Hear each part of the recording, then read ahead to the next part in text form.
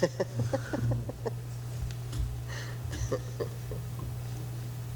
that a hot mic. Yeah, that's right. To behave yourself. Yes, you know that.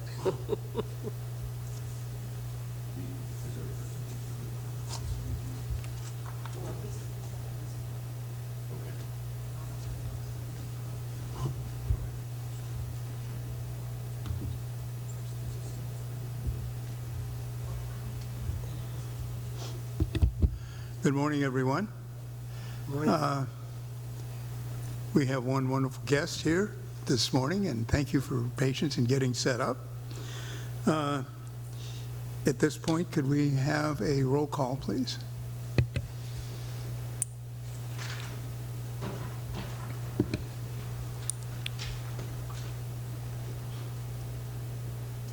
Bradford Gamblin, Here? Casey Nemick, Here. James Dodes, Here. Here. Magnan, Here. Lucille Ponte.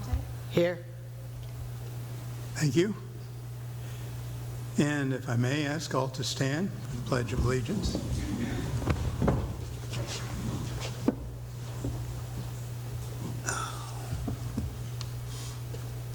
I pledge Allegiance to the flag Of the United States of America and to the republic for which it stands, one nation, under God, indivisible, with liberty and justice for all.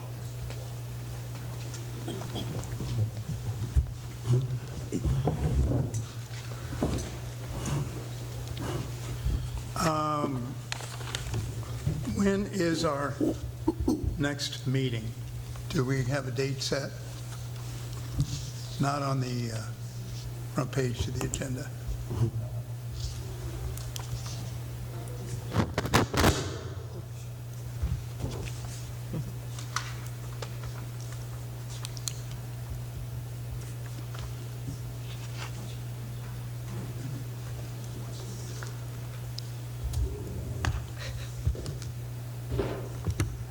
The next meeting should be January 25th. Sorry about that not being on the agenda.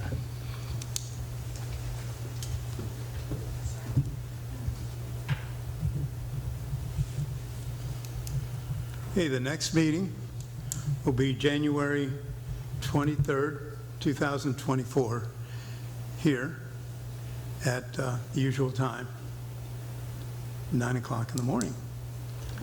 Excuse me, Mr. Chair, is it the 25th? I think, was it the 25th? Yes, the 25th. Did he say, I'm sorry? 25th, yeah. Normally, I think, don't we typically have our list of dates for all of our meetings for the coming year? I didn't see that either, but, I don't prepare them as chair. Yeah. But I think we're, yeah, I think we normally get them from the city, so I don't think we've seen them. Normally, we get the dates we have for the entire year correct. provided to us, so I don't think we have that. So it's not in here, and it's No, not I think- in the packet either, so I just didn't know who's preparing the dates for that. Are we I going to be did pick up receiving the it? packet. Okay. Is it in there? 'Cause I didn't see it. No, the Okay. year-to-date is not. Okay. And any other announcements? Any announcements from the staff? Members here? No? Okay. October 26th, 2023, meeting minutes. I have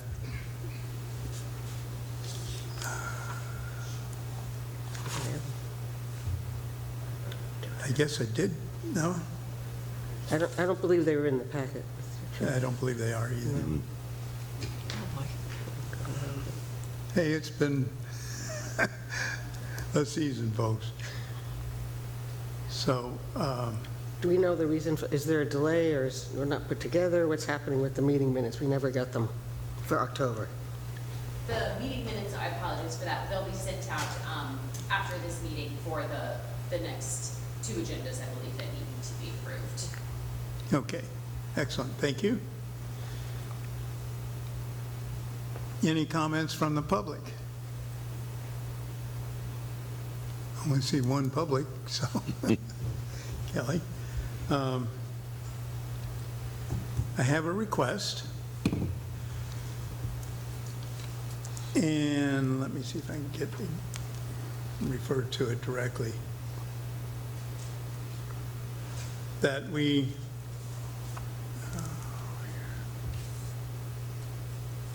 here we go.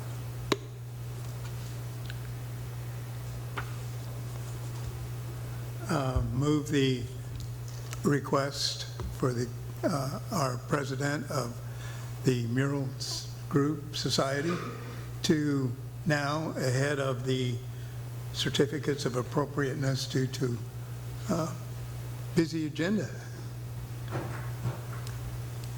Please state your name.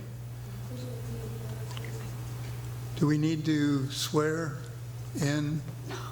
No, I didn't think so. All right, thank you. Good morning, Kelly Gaylord, President of the Punta Gorda Historic Mural Society. So we are in the process of replacing one of our murals. It's the Harbor Bridges mural that is at Lashley Park. I don't know if you had a chance to go through the packet. I'll go through it pretty quickly here. So this is the current mural. It's on the dumpster enclosure right at the marina, right at the boat ramp, and it's showing its age, and we need to replace it. So what we decided was, instead of just repainting it, to replace it in its entirety and extend it around the corner so that actually it'll be more visible. Right now, you really only see it when you're leaving the boat ramp. So by pulling it across and going across the front of the, like this, then you'll be able to actually be drawn to it as you pull around the circle at Lashley. It allows us to actually include all the bridges instead of just the two that are in it today. And it also allows us to incorporate, we talked to the city, they received the 1931 Baron Collier Bridge dedication plaque that was provided by the state when they dedicated the bridge. And it'll be a place where we can actually incorporate that into the mural. So if instead of having you sit in a building somewhere, it'll be actually out there for folks to enjoy. We are in the process of restoring the plaque, so you'll be able to actually read it when it gets restored as part of the project. So this is a sketch of what the new mural will look like. It will include all 4 bridges. From the right to the left, the oldest is the Charlotte Harbor Bridge, and then the Baron Collier Bridge, and then the new Baron Collier Bridge, and then the Gilchrist Bridge. And it gives us an opportunity to include some of the people who were instrumental in either the building of the bridge or who the bridge is named after, because people don't understand why the bridges are named after certain people. So for the Charlotte Harbor Bridge, we feature 2 commissioners, William Witten and John Hagan. They were both DeSoto County commissioners. We were part of DeSoto County back then. And Hagan, who's the bottom corner of that one, the bottom left corner, he was instrumental in 1914 to actually propose the building of the Tamiami Trail and that road, and then to have it actually go through Punta Gorda on into Charlotte Harbor Town. And that necessitated the building of a bridge. So the bridge began to be built. It got delayed because of World War I. And then William Witten, who was also commissioner, actually got it completed. So we have the guy who started it and the guy who completed it, which is great to have there. And both of those families were long, Hagans were around forever. He was actually born in Pine Level, so they've been around a very long time. And then moving to the Baron Collier Bridge, that was 1921. 1931, the Baron Collier Bridge was built to the west of the Charlotte Harbor Bridge. Charlotte Harbor Bridge was on Nesbitt Street. This one was on King Street, which is 41 North now, and it was named after Baron Collier. And then we go all the way to the left. We have the Gilchrist Bridge. Albert Gilchrist Bridge was built in 1976. And then to the right of that, with the replacement, Baron Collier Bridge was built in 83. So we're excited to be able to include all 4 bridges now, and actually include that old plaque as well. Any questions? Actually, I do have a couple of questions. What does it actually say on the plaque? Is it just a listing of names? I couldn't really read it. I tried to expand it, but I couldn't quite see it. I think it just has a dedication. It has the person from the road department from the state. It mentions Baron Collier. I can't remember it all now either. Mitchell probably knows. It was in his office. Okay. Is it just primarily a listing of who was involved? I'm just Yeah, trying to figure out the this. commissioners and stuff, Okay. yeah. And then on the actual mural itself, are any of these individuals, are they identified, or is there anything to say this is, blah, blah, Gilchrist, or this is Commissioner no, Whitten, so we- people might know who these gentlemen are who are in Sure, there? we have a QR code that goes on every one of our Okay, great, murals. okay. And the QR code, you scan it, and then it actually comes up, and you can read the mural page that tells you who these people are. As well as there's now a new app, it's called AutoCast, which was funded by the Tourism Bureau. And AutoCast is actually an audio presentation. So it actually has push pins. As you're walking through town, you see a push pin for a mural, you bring it up, and it actually tells you, you can listen to, it tells you all about the mural. So that's exciting as well, so that'll be available. So is there anything either on the QR code or near the mural that tells you about this app? Just because I don't know about it, and I'm assuming many people who are visiting. would Yeah, know they it. haven't done a big push of it out yet. We've mentioned it in our newsletters, and it's on our website. The Tourism Bureau is just starting. We were the first. It'll eventually be lots of things on that app, possibly, hopefully, well, it will have historical markers, but it won't just be about history. They might have their beaches, they might have walks, parks, that kind of thing, all kinds of tourism things on it. So I imagine the Tourism Bureau will eventually do a big launch. Okay, it's I good to think know right- about the app. and- Right now, it's just the murals that are on it. All right, great, thank you. Just wanted to make sure people could follow up if they wanted to. Yeah, no, see it's who's great. who, It's called yeah. AutoCast, and it's a great tool. We've been looking at it for years. So fortunately, the Tourism Bureau was able to fund that project. All right, thank you. Brad? Yes. Kelly, I would like to commend you on the new renderings for the mural. It's pretty sharp looking, and I It think was it's hard great to find the improvement. right pictures for the old bridges, because we wanted them to be from Punta Gorda to Charlotte Harbor, and because there was nothing in Charlotte Harbor at the time, all the photos are from Charlotte Harbor to Punta Gorda, except for a few. So the artist had to get a little creative, but and manipulate them a little bit. So that was good. Yeah, and it's good because they're in order of the way they sat on the harbor as well. So that's important. Very good. Good. Two things I'd like to mention to you off subject. We have another project that's just being launched as of probably next week. We are doing a collaboration with the Spring Hill Suites Hotel downtown. They've reached out to us and they've asked us to put a historic mural in their lobby, an inside mural, which we were very excited about. So they have a wall about 13 feet long, it's going to be about 13 feet long, about 33 inches high. Right when you walk in, it used to have a number of TV screens in it and stuff. So that we're actually going to do the Hotel Punta Gorda. Yay! Which we lost, right behind the hotel, we lost that mural. So they are very excited for us to put that there. So we are in the process and they are paying for it, they're sponsoring it. So we don't have to do any fundraising, which is also wonderful. And it will be painted on canvas because it's inside, and on stretcher frames and mounted into that space. It's like an inset space, so it can be removed if it had to in the future. Since it's an inside mural and it's inside of a business, it will not follow the regular mural review process. The city will not. We don't have to request any reviews or anything, but we will provide a rendering to you, informational purposes. When we get the rendering done, you'll get it as part of your agenda, and you'll get to see it, and council will also see it as informational. So the Mural Society is very excited about expanding the way we educate folks on history. We can't always have an outside wall. In fact, we're going to probably be losing a few murals in the future. So this is a way to expand that. It is a public, in the sense it's open 24 hours a day. The public will be going through there. So it's another way to bring that education to the folks that visit our town. And one last thing, one of the things that the Mural Society does is we teach history classes. So our next history class is January 30th and 31st. We hold them at the library, and it's 4 hours, 2 hours each day. And it is an intensive education on the history of this area, about 450 to 500 years of history we go through. So I encourage you to register if you're interested in learning all about the history of the area. That's it. Thank you. Thank you. Thank you. Any questions? from board. I believe we should vote on this. All right. Pardon? It doesn't require a vote, you only review. All right.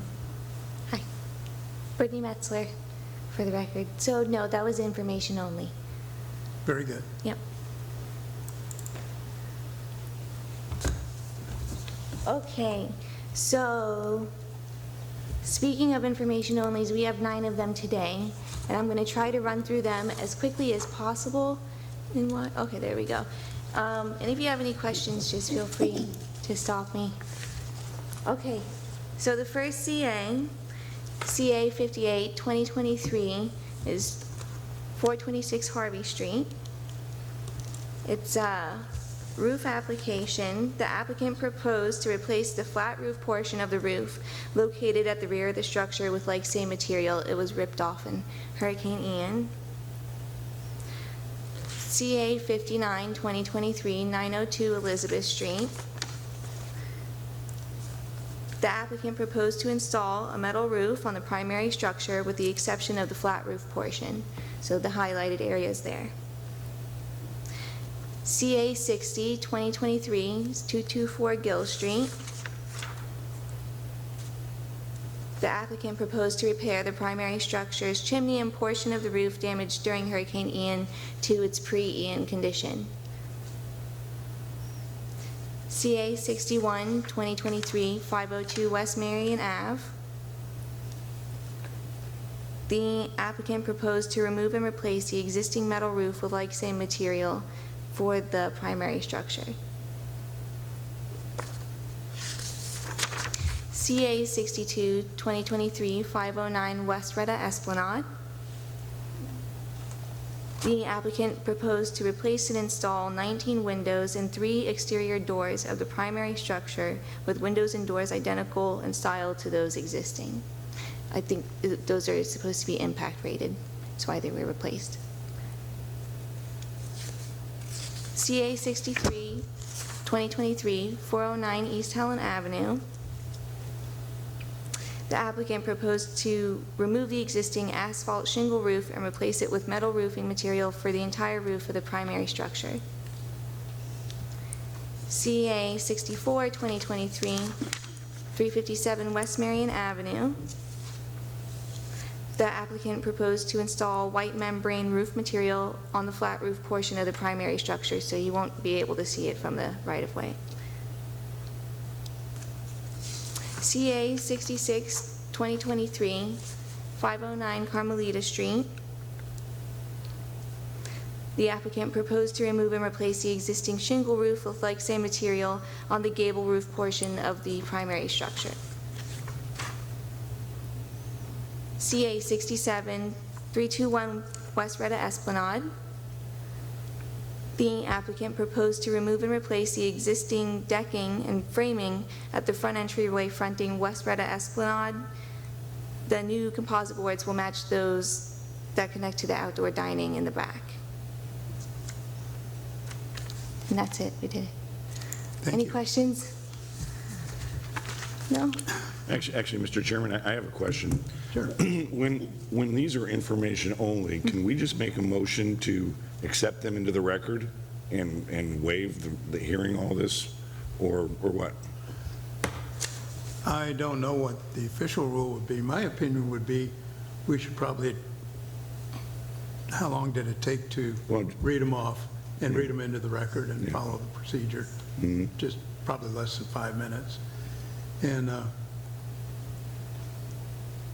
that's what we've done. Yep, just curious. And since we also, the next item, general business, Harbor Bridges mural replacement, mural request application, that we have had at the beginning because we changed the order of business. So that brings us to staff comments. Any staff comments? Yes, Mitchell.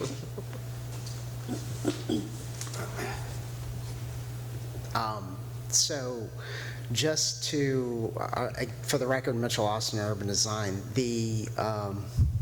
The information-only certificates of appropriateness are brought to this board at the request of this board, and that was just for the board members to get a pulse, a sense of what was occurring within the district in terms of repair, rehabilitation work, et cetera.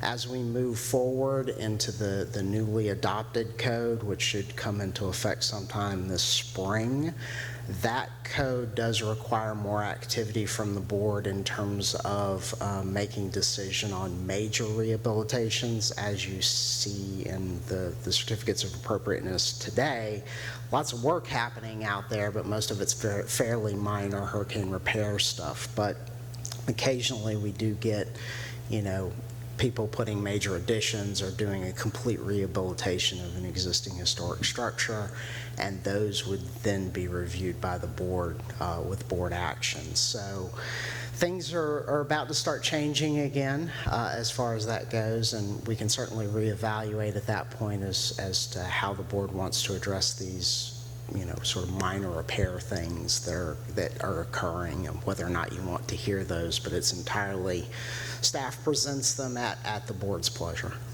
Okay. Thank you. Any other staff comments? Hearing none. Member comments? I have one comment, Mr. Chair. I know that the Mural Society already had presented this to the city council before we saw it, and things kind of got flip-flopped here. But probably would recommend in the future that we always try to make sure that it comes here first, because one of our roles is to review it for historic appropriateness, and if we have any comments or concerns, those should be addressed and heard before it goes to the city council. It's also a place where the public can come and comment, and so if the public was expecting it to come here first, it's already been voted on by the city council, and that would mean the public is kind of already they've lost an opportunity to weigh in before the city council votes. So I know it might have been done for convenience or expediency this time, but I think under the bylaws, we're supposed to be reviewing these first before it goes to the city for a vote, because we are supposed to be the check on the historic quality of what's being offered. Yes. And just a little addition here, because recording is being made of this, that we identify ourselves too. Correct. Lucille Ponte, excuse me. Thank you, sorry. And any other member comments? No? No staff comments, no member comments. Chair has no comments. That being the case, I declare that the meeting of Historic Preservation Advisory Board is now closed. Thank you all. And remember to, if you put yourself